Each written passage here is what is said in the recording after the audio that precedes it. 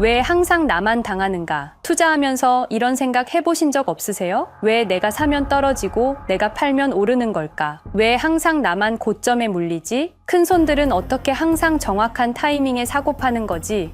리플 투자자라면 이 느낌 더 강하게 느끼셨을 겁니다. 2020년 12월 22일, 당신은 차트를 보면서 생각했겠죠. 조금 더 오르면 익절해야지.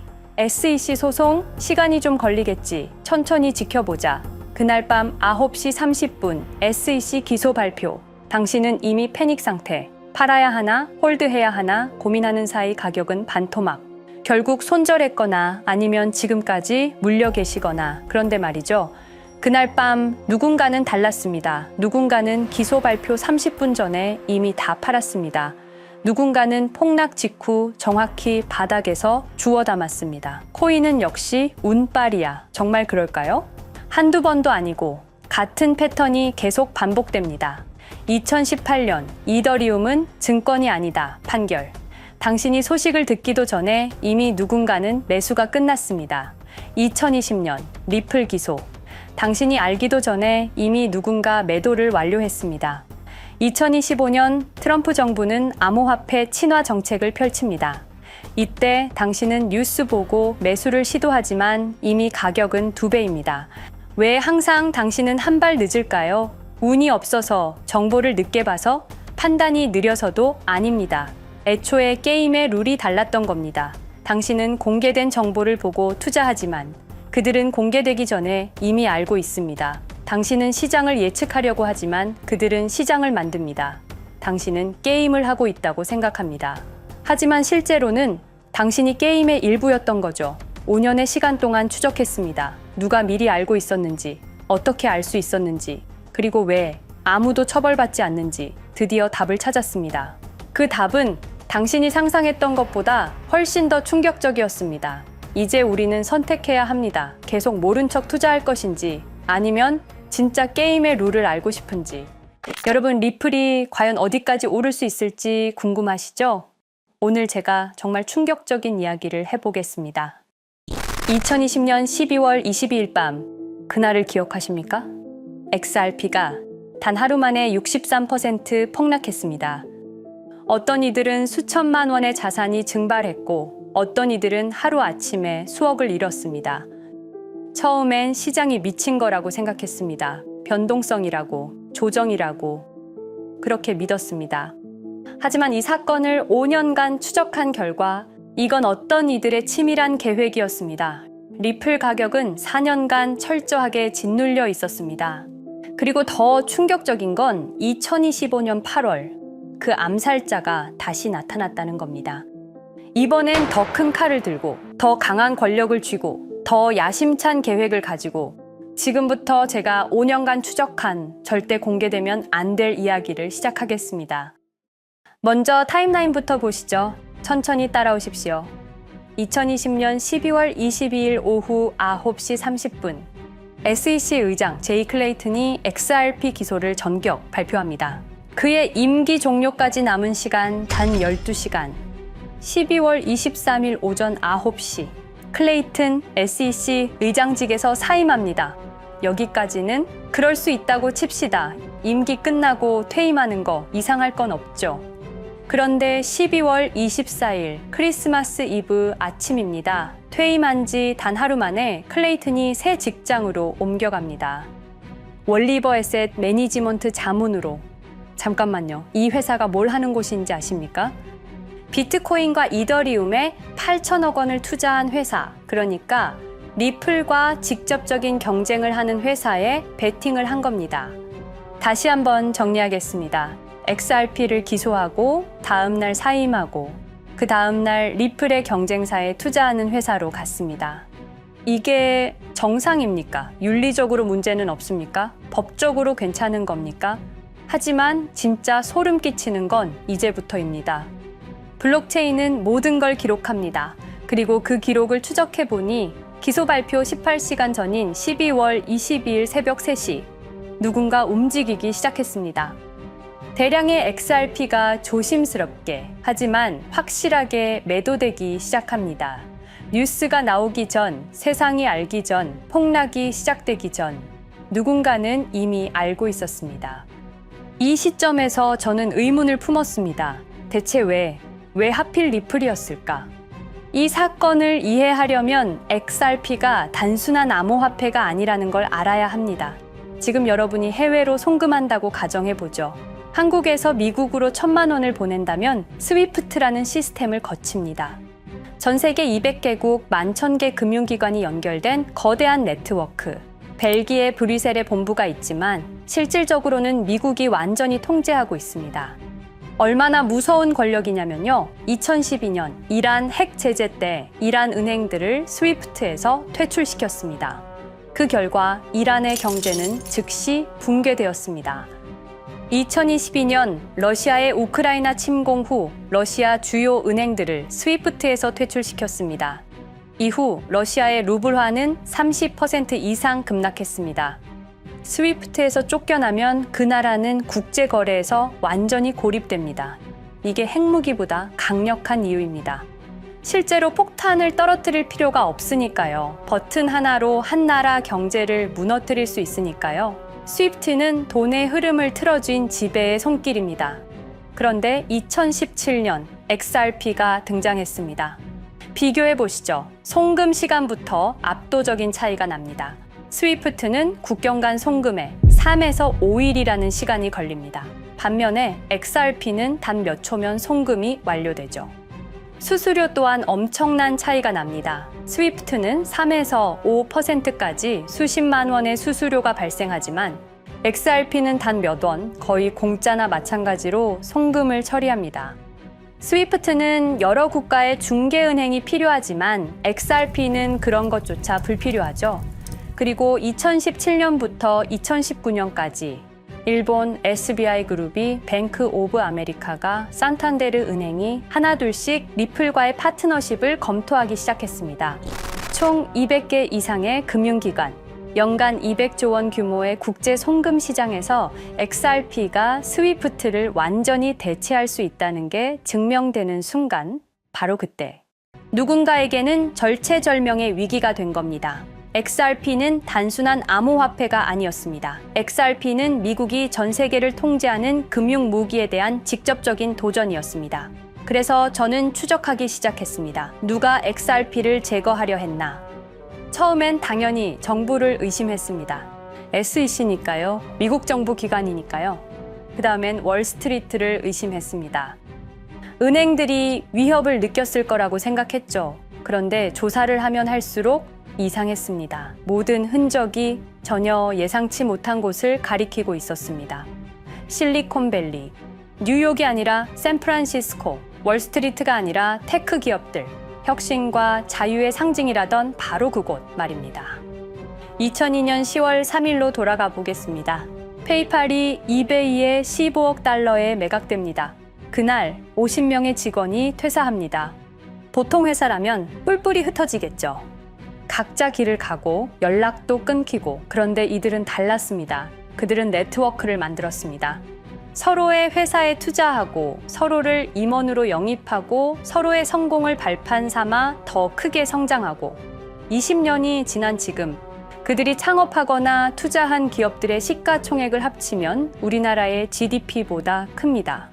2007년 포춘지가 이들에게 특별한 이름을 붙였습니다.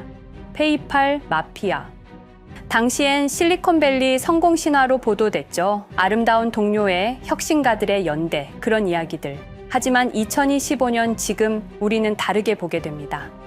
핵심 인물들을 하나씩 보시죠. 피터 틸, 1998년 페이팔 공동 창업, 2002년 억만장자 등극, 2003년 그는 새로운 게임을 시작합니다. 팔란티어, 9.11 테러 직후였습니다. 미국은 공포에 떨고 있었죠. 피터 틸이 말했습니다. 우리의 사기 탐지 기술을 국가안보에 사용할 수 있습니다. 그리고 CIA의 벤처 펀드 인큐텔로부터 투자를 받습니다. 20년 후 지금 FBI의 핵심 시스템도, CIA의 데이터 분석 시스템도, 국방부의 작전 시스템도, 국토안보부의 전산망까지도 미국 정부의 모든 데이터는 피터 틸의 회사를 거칩니다. 하지만 피터 틸의 진짜 권력은 정치에서 나옵니다. 2022년 JD 벤스라는 젊은 오하이오 출신 정치 신인이 상원 의원 선거에 출마합니다. 우리에게는 러스트벨트의 가난한 백인 집안 출신으로 알려져 있고 힐빌리의 노래의 저자로 유명세를 타기 시작했습니다. 피터 틸이 움직입니다. 1,500만 달러. 우리 돈으로 약 200억 원을 이 젊은이에게 쏟아붓습니다. 벤스 당선. 2024년 7월 플로리다 마러라고 피터 틸이 트럼프를 찾아갑니다. 대화의 내용은 단 하나. 제가 추천하고 싶은 부통령 후보가 있습니다. 2025년 1월 20일 JD 벤스 미국 48대 부통령 취임. 페이팔 마피아가 백악관에 발을 들여놓은 역사적 순간입니다. 그리고 벤스뿐만이 아니었습니다. 일론 머스크, 여러분이 잘 아시는 그 일론 머스크 말입니다. 테슬라, 스페이스X의 CEO, 2024년 대선에 4,300억 원을 기부합니다. 트럼프 최대 후원자, 그리고 트럼프 2기 행정부에서 정부 효율부 DOJ 수장으로 임명됩니다. 연방정부 전체의 예산을 삭감할 권한, 그의 시장 조작 능력은 이미 증명됐죠. 2021년 5월 트윗 한 줄로 비트코인을 폭락시킨 후 뒤로는 더 싸게 매집했습니다. 데이비드 sak스, 백악관 AI 암호화폐 차르, 모든 AI 정책과 암호화폐 정책의 최종 결정권자, 페이팔의 전 COO. 미국의 암호화폐 정책 최종 결정권을 페이팔 마피아가 쥔 겁니다. 그리고 한 명 더, 여러분이 잘 모르는 이름이지만 아주 중요한 인물입니다. 제드 맥켈럽, XRP 공동 창업자, 2013년 리플을 나옵니다. 그리고 스텔라루멘이라는 경쟁 코인을 출시합니다. 그가 가진 XRP는 90억 개, 2022년까지 전부 매도합니다. 무려 4조 2천억 원이라는 천문학적인 수익을 기록했습니다. 그런데 기묘한 일이 벌어집니다. 2025년 6월 페이팔의 스테이블 코인 페이팔 USD가 스텔라루멘 체인으로 확장을 발표합니다. 리플의 배신자가 만든 플랫폼으로. 우연일까요? 그리고 저는 결정적 증거를 찾았습니다. 2025년 초 내부 고발자가 나타납니다. 월리버 에셋 매니지먼트. 기억하시죠? 제이 클레이튼이 XRP 기소 다음 날 합류한 바로 그 회사. 그 회사의 내부 문서가 유출됩니다. 공개된 투자 내역은 이랬습니다. 비트코인에 우리 돈 5천억 원, 이더리움에는 3천억 원이 투자금 명목으로 지출되었습니다. 이 돈들이 향한 곳은 모두 리플의 경쟁사들이었습니다. 그리고 충격적인 숨겨진 투자 내역. 스텔라루멘에는 700억 원을, 팔란티어의 주식에 1조 6천억 원, 금액이 비공개된 투자금은 페이팔의 페이팔 USD로 향했습니다. 잠깐, 스텔라루멘, 제드 맥켈럽의 코인, 팔란티어, 피터 틸의 회사, 페이팔 USD, 페이팔의 스테이블 코인. 제이 클레이튼이 SEC를 나오자마자 들어갔던 월리버 에셋 매니지먼트를 통해서 팔란티어, 스텔라루멘, 페이팔로 흘러 들어간 것입니다. 모든 것이 연결됩니다. 모든 것이 한 곳을 가리킵니다. 이건 우연이 아닙니다. 리플과 SEC의 소송전은 거대한 연극이었던 것입니다. 모든 게 페이팔 마피아들의 계획이었던 겁니다. 이제 전체 그림이 보입니다. 페이팔 마피아의 리플 제거 작전, 이제 전부 재구성할 수 있습니다. 제드 맥켈럽이 XRP 공동 창업자로 참여하여 핵심 기술을 습득. 2013년 의도적으로 갈등을 벌인 후 퇴사. 그것도 90억 개의 XRP를 보유한 채로 말이죠. 시한폭탄을 설치한 겁니다. 피터 틸의 팔란티어, 2003년 CIA의 인큐텔 펀드 투자로 창업. 2020년까지 FBI, CIA, 국방부의 핵심 시스템을 장악하게 됩니다. 미국 정부 전체를 들여다볼 수 있게 된 겁니다. 2018년 6월, 우리 모두가 아는 바로 그 SEC 기업금융국장 윌리엄 힌먼의 발언. 이더리움은 증권이 아니다. 의도적으로 리플의 가격만 억누르려던 치밀한 계획이었습니다. 제이 클레이튼, 임기 12시간을 남기고 리플을 기소. 사임 이후에는 곧바로 리플의 경쟁사에 투자를 하는 회사의 자문으로 합류. 그야말로 치명타를 먹인 셈이죠. 2023년 8월 페이팔은 페이팔 USD라는 스테이블 코인을 출시합니다. 그리고 2025년 6월에는 스텔라룸앤 메인넷으로의 확장을 발표했습니다. 제드 맥켈럽은 XRP를 매도한 자금으로 스텔라룸앤을 개발하게 됐죠. XRP를 대체할 완벽한 준비를 한 겁니다.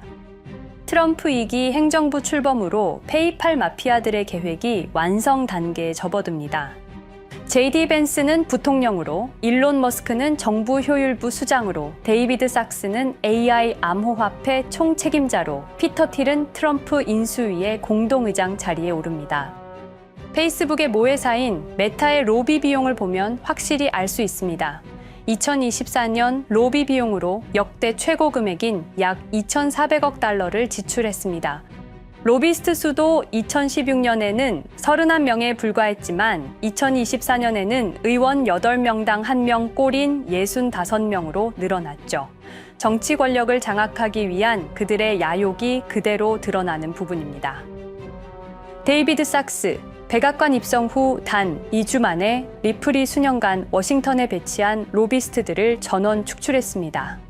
겉보기에는 이해관계 충돌이라는 명분을 내세웠지만 실제로는 경쟁 세력을 제거하려는 목적이었습니다. 리플의 스피커 역할을 할 마지막 정치적 통로마저 차단이 된 겁니다. 완벽한 계획이었습니다. 그런데 SEC와 리플의 소송전에서 그들이 예상치 못한 일이 벌어집니다. 2023년 7월 아날리사 토레스 판사의 판결. XRP 자체는 증권이 아니다. SEC는 즉시 항소했고 리플도 여기에 부분적으로 항소를 하게 되죠. 법정 공방은 끝이 어딘지도 모르게 이어졌습니다. 그리고 2025년 8월 놀랍게도 양측 모두 항소를 취하합니다. 5년 동안의 전쟁이 드디어 끝이 나게 된 순간이었습니다. 리플은 승리했습니다. XRP 가격은 무려 5,000원에 근접하게 상승했고 수많은 자산 운용사들의 XRP ETF 신청 물결이 이어졌습니다. 그리고 리플은 히든로드를 12억 5천만 달러의 인수, 리플 프라임이라는 이름으로 새롭게 출범시켰습니다. 스테이블 코인 리플 USD는 출시 1년 만에 시가총액 10억 달러를 돌파하는 기염을 토합니다. 현재 리플의 기업 가치는 400억 달러 이상으로 평가받고 있습니다. XRP는 죽지 않았습니다. 5년 동안 억눌렸던 것이 폭발적으로 성장하기 시작합니다. 투자자들이 돌아오고 은행들이 재접촉하고 파트너십들이 재개되고 우리가 이긴 건가? 정의가 승리한 건가? 아니었습니다. 2025년 8월 18일 XRP 승리 발표 불과 10일 후 뉴스가 터집니다. 제이 클레이튼 맨해튼 연방검사로 정식 임명. 5년 전 XRP를 기소했던 바로 그 사람. 이번엔 연방검사로 돌아왔습니다. 월스트리트의 보안관이라 불리는 미국에서 가장 강력한 검사직. 형사 기소권, 월스트리트 전체 감시 권한, 금융범죄 수사 총괄. 더 큰 칼을 들고 돌아온 겁니다. 그리고 2025년 11월 트럼프 대통령의 발표. 제이 클레이튼을 앱스타인 사건 수사 책임자로 임명합니다. 잠깐, 왜 하필 클레이튼일까요? 왜 XRP 소송이 끝나자마자일까요? 왜 지금일까요? 그리고 그는 다음엔 누구를 조준할까요? 리플은 부활했습니다. 하지만 페이팔 마피아는 멈추지 않았습니다. 2025년 상반기, 이상한 패턴들이 포착되기 시작합니다. 일론 머스크의 행동이 변합니다. xAI에 추가 투자가 급증했고 테슬라 AI 개발에 급가속을 하기 시작했습니다. 그리고 이상하게도 특정 AI 기술에 대한 공격적 언급이 증가했습니다. 일론 머스크답지 않았습니다. 그리고 2025년 3월 한 AI 코인의 공식 계정이 일론 머스크의 X라는 플랫폼에서 갑자기 사라집니다. 노출 제한을 당했고 광고 계정들도 정지가 됐습니다. 특정 코인에 관련한 영상들이 전부 삭제되었습니다. 왜일까요? 이 코인에는 특징이 있습니다. 진짜 AGI 구현 가능한 탈중앙화, AI 네트워크로 평가받고 있는데 초당 수십억 단위의 연산 처리가 가능한 정도입니다. 수백만 개의 노드가 연결된 분산 뉴럴 네트워크. 이건 테슬라도 구현하지 못했습니다. 메타도 구현하지 못했습니다. 중앙화 시스템인 오픈 AI가 꿈도 꿀 수 없는 것입니다. 이 코인만이 유일하게 성공했습니다. 그런데 시가총액은 테슬라의 500분의 1 수준에 머물고 있습니다. 질문 드리겠습니다. 이렇게 혁신적인 기술인데 왜 플랫폼에서 차단을 당하고 검색조차 되지 않으며 알고리즘에서 철저하게 배제당하고 가격은 또 왜 이렇게 낮은 걸까요? 답은 하나입니다. 그들이 지금 사고 있기 때문입니다. XRP 때와 똑같은 패턴입니다. 역사는 반복되고 있습니다. 그리고 지금도 머스크와 페이팔 마피아의 자금이 이 코인으로 조용히 흘러 들어가고 있습니다. 가격이 낮은 건 무가치해서가 아닙니다. 리플이 그랬던 것처럼 그들이 움직이고 있기 때문입니다. 저는 이 AI 코인의 정체를 여기 유튜브에서 공개하려 했습니다. 하지만 치명적인 문제가 있습니다. 유튜브 2005년 페이팔에서 나온 3명의 남자가 만들었습니다. 체드 헐리, 스티브 첸, 자베드 카림.